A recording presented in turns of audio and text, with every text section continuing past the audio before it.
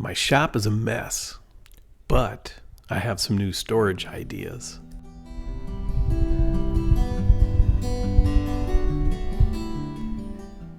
I started filming this video after I installed a new lumber rack on the wall. I had an old rack on this wall, but it was kind of a mishmash of different brackets and different wood, and it just wasn't very functional, and it was downright ugly. So I bought a couple of these Bora racks and installed them, and overall I like it. The spacing is good, they're plenty sturdy, and it allowed me to kind of group some of the bundles I have of different hardwoods and exotic woods. But my little mess quickly became a big mess. My shop is a 20-foot by 20-foot detached garage. It's not a tiny shop, but I have to get pretty creative in how I store things. I have 9-foot walls, so that's nice. And for now, I still have open trusses.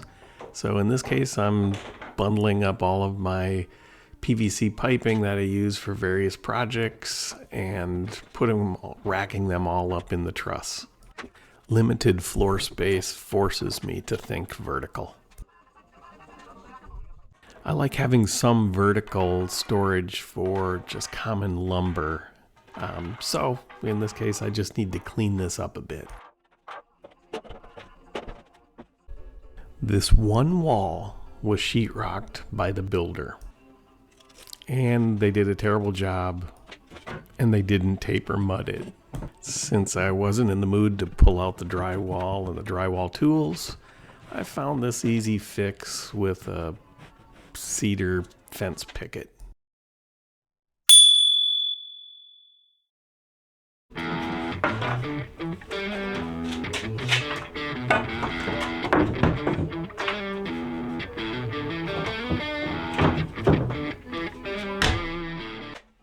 A new home for my saw tracks. I'm often reluctant to throw things away, and in this case my wife wanted to know why I would keep a bucket from a tile job that weighed twice as much as an empty bucket because of all the leftover grout in it. Well, I kept it because someday I'll want a bucket that's heavy on the bottom. Genius. So now I have an old bucket that I couldn't throw away, filled with lots of thin strips of wood that I just can't stand to throw away.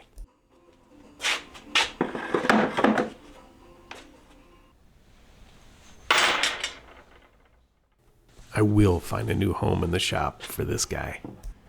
I bought a bunch of these black shelf brackets on Amazon, and when I received them, I realized they're not really heavy duty, but they're fine for this purpose. So I'm spacing them 16 inches on center to match the studs, and then I'll end up with a 16-foot continuous shelf.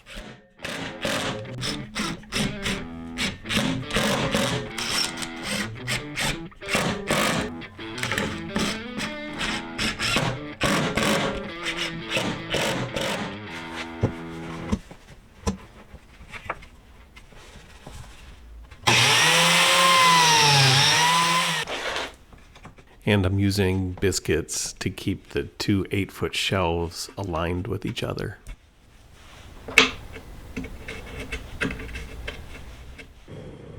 We had a couple pretty cold weeks here in South Carolina this winter, and this was one of the days when it was really cold in the shop. So excuse the roar of the torpedo heater, but I needed it.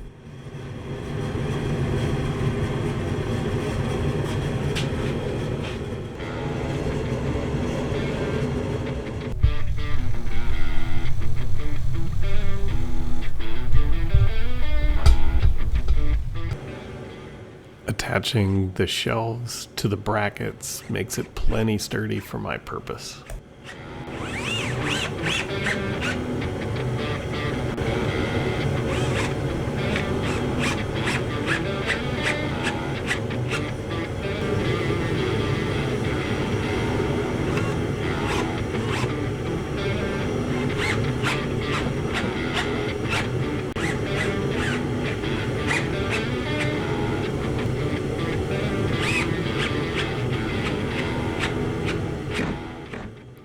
shop is finally warm enough to shed the jacket.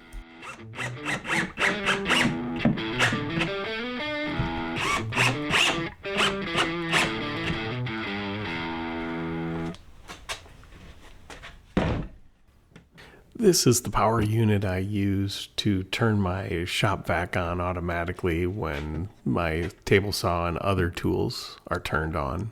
And it has an override button, so I can just turn on the shop vac when I want to use that.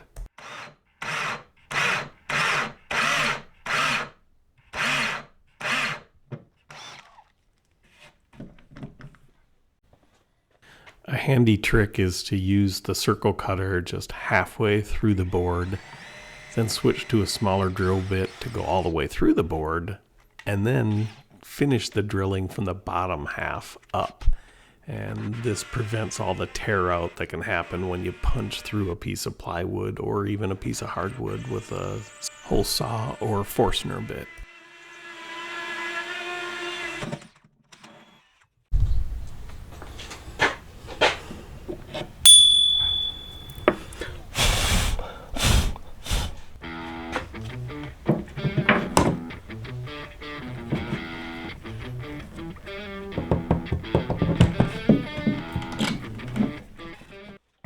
Call these tea boxes, and it's where I store a lot of my power tools that I may not use every day, but I still want them handy and easy to get to.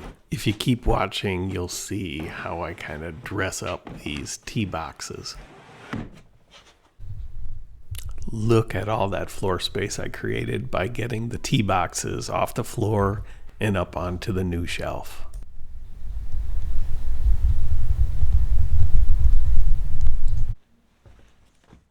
I like using dowels in my woodworking projects, so I need a new home for them, someplace where they're kind of tucked away and safe, but easy to get to.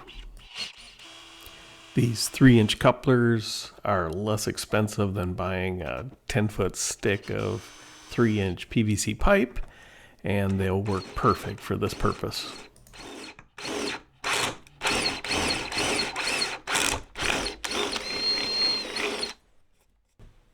I'm using the ladder again to get up to this shelf that I added a while back. This is where I keep all my paints and stains that are in gallon cans.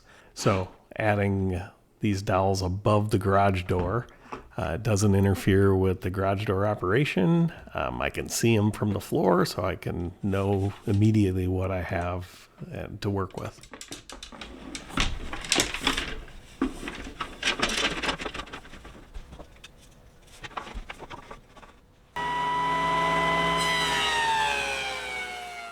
I want to make these black and yellow storage containers a little fancier, more appropriate for my shop. They're my version of the trendy sustainer or whatever else you want to call them, but they're a fraction of the cost of the other trendy boxes.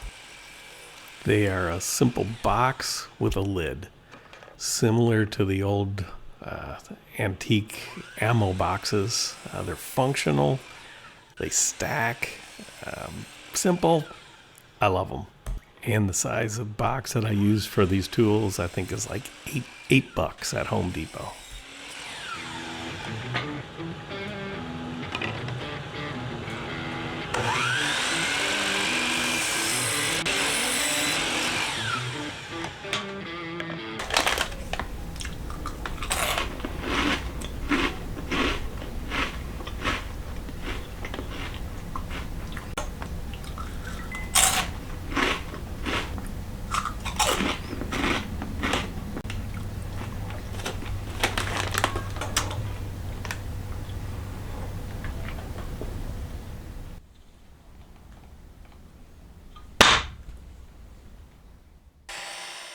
This is some scrap cedar fence pickets that I'm working with.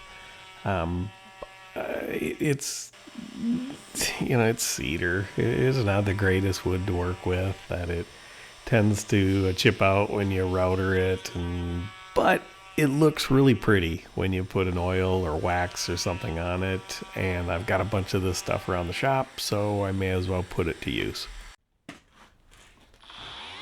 I decided to challenge myself to see how quickly I could sand one of these cedar planks.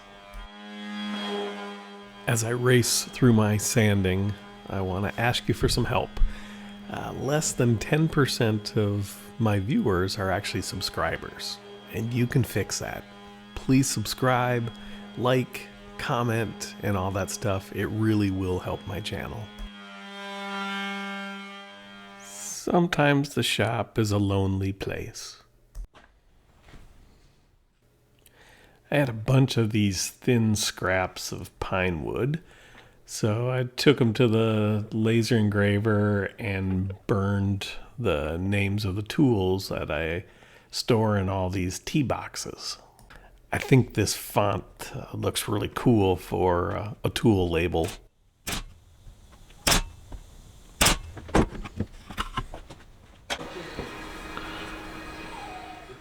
It's too cold in the shop again, so I moved into the house to do the finishing on these labels. This is a typical exciting evening, applying finish to a woodworking project and watching the opening ceremonies of the Olympics on TV.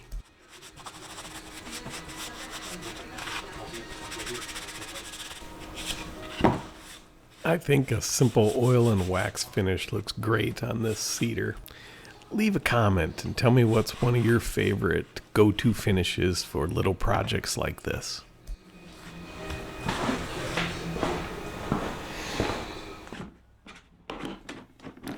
As I previously mentioned, these tea boxes are like $8 plus or minus at Home Depot, and they are usually just big enough to store the main tool and then all of the accessories that may go with the tool. So it's a great way to keep everything bundled and together as a tool package.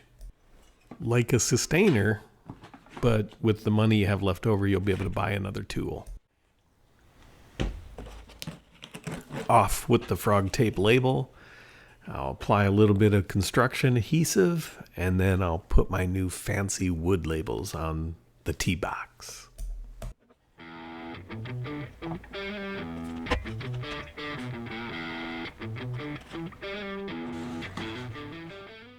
The construction adhesive takes about 30 minutes to hold, so this is my post-op area after I apply the labels. My shop wall project is completed. It wasn't a complicated project, but it really did free up some floor space and helped organize my tools. And I still have 2 racks empty on the lumber rack, so I can buy some hardwood in the near future. That wire rack with gray bins is all materials related to stained glass. For now, some of the small cutoffs will live here on the floor, but I may need to find a new place for them as I move more power tools to this wall.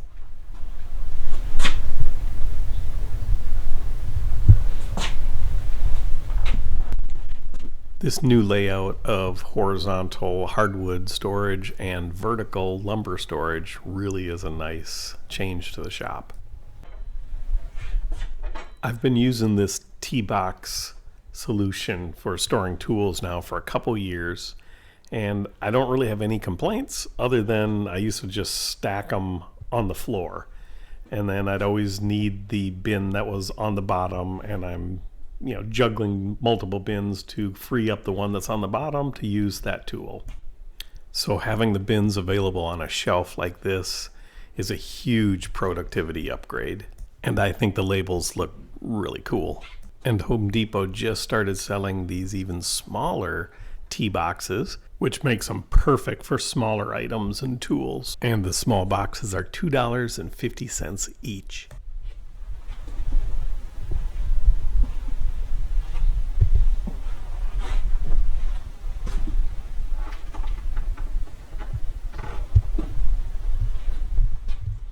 And I decided to add more power along this wall while I was at it, because I do plan to relocate more of my mobile tools along this wall.